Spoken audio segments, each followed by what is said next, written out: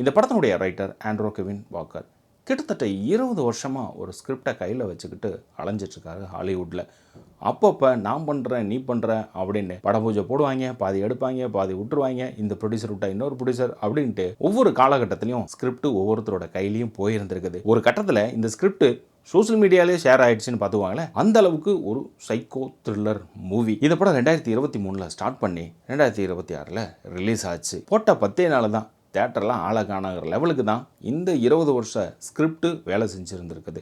அதை தெரியாமல் வேற பார்த்துட்டேன். இந்த படம் எப்படி இருக்குன்னு சொல்ல வரதுக்கு தான் இவ்வளோ பெரிய இன்ட்ரோவே எனக்கு தேவைப்படுது. இது ஒரு B grade level of thriller movie தான். பெண் போலீஸ் அதிகாரியான ஜார்ஜின் கேம்பிள் பண்ணியிருந்திருக்காங்க. இவங்களுடைய கணவனை கண் முன்னே சைக்கோ போட்டு தள்ளுறான். வெறி கொண்ட வேங்கையாக இந்த பெண் புலி அந்த டாகை துரத்திக்கிட்டு ஓடுது கிட்டத்தட்ட 1.5 மணி நேரமாக. ஆனால் அந்த கேரக்டரோ ஒரு முன்னாள் மல்யுத்த வீரன், ஒரு நடிகை, அப்பப்போ போலீஸில் கைது ஆனால் ஓப்பனிங்லேருந்து எண்டு வரைக்கும் அந்த முகரக்கட்டையாக காட்டவே மாட்டாங்க இந்த படத்தில். ஜென் ஒவ்வொரு தடவையும் அவனை ஃபாலோ பண்ணி பின்னாடி போகிறப்ப அங்கே ஒரு கொலை நடக்கும். அங்கேருந்து அவன் எஸ்கேப் ஆகிடுவான். இந்த அம்மா போனதுக்கு பென்சில் மார்க்கில் தான் கோடு போட்டுட்ருக்கான். ஒரு கட்டத்தில் ஒரு லாட்ஜில் போய் அவனை மீட் பண்ண வேண்டிய சூழலும் ஏற்படும்.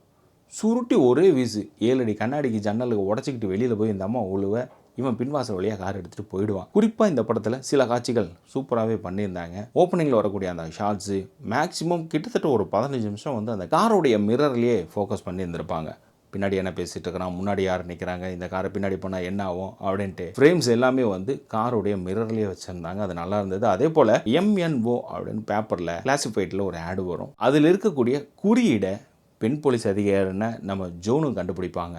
இந்த சைக்கோவும் அதை கண்டுபிடிப்பான். அந்த பிளேஸ்க்கு அங்கே போனதுக்கப்புறம் தான் தெரியும், அங்கே நமக்கு வேற ஒரு படத்தை ஞாபகப்படுத்தும். சிமிலராக அந்த ஹிட் 2 படத்தில் பார்த்தீங்கன்னா நம்ம நானி ஒரு குறியீடுகளை வச்சுக்கிட்டு அந்த ஊருக்குள்ளார போவதுங்களா, நான் முரட்டுத்தனமான சைக்கோ, அதனால் இந்த கேங்குள்ளார வரேன் அப்படின்னு அந்த மாதிரி வந்து இந்த சைக்கோ வந்து அங்கே இருக்கக்கூடிய சைக்கோவை போய் சந்திக்க போவாங்க. அங்கே நடக்கக்கூடிய வெறித்தனமான ஆட்டம்லாம் அழகு.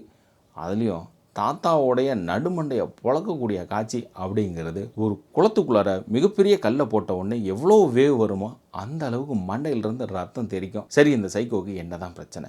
அவனுக்குன்னு ஒரு பேக் ஸ்டோரி ஒன்று இருக்கும், இல்லை இந்த கிரைம் பேட்டர்னுக்கு ஒரு கதை ஒன்று இருக்கும். இவன் இதனால் பாதிக்கப்பட்டதனால் இவன் இந்த செயலை செய்கிறான் அப்படின்னு. அது என்ன அப்படின்னா சொல்ல மாட்டேன் அப்படின்ட்டாங்க. அதை 2-3 லைனில் குறியீடு மாதிரி சொல்லிட்டு போயிட்டாங்க.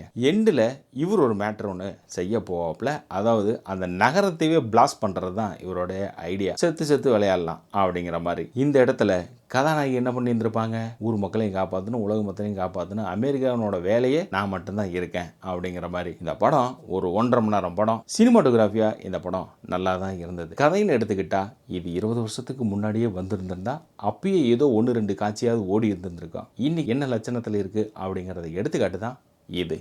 அப்போவே வந்திருந்தால் நானெல்லாம் பார்த்துருக்க மாட்டேன் அப்படிங்கிறது தான் எனக்கு தோணுச்சு. இவ்வளோ கேவலமாக இருக்கேன் இந்த படத்தை நீங்கள் ரிவ்யூ பண்ணுறீங்க அப்படின்னு கேட்டால், இந்த போஸ்டரோ இந்த படத்தினுடைய டைட்டிலோ கண்ணில் பட்டுச்சுன்னா ஸ்கிப் பண்ணிவிட்டு வேறு வேலையை பார்த்துருங்க. அதுக்காக தான் இந்த ரிவ்யூ. ஸோ இதே போல் நம்ம சேனல் மற்ற படங்கள் ரிவ்யூ இருக்க பாருங்கள். மறக்காமல் சப்ஸ்கிரைப் பண்ணிட்டு மற்றவங்களுக்கும் ஷேர் பண்ணுங்கள்.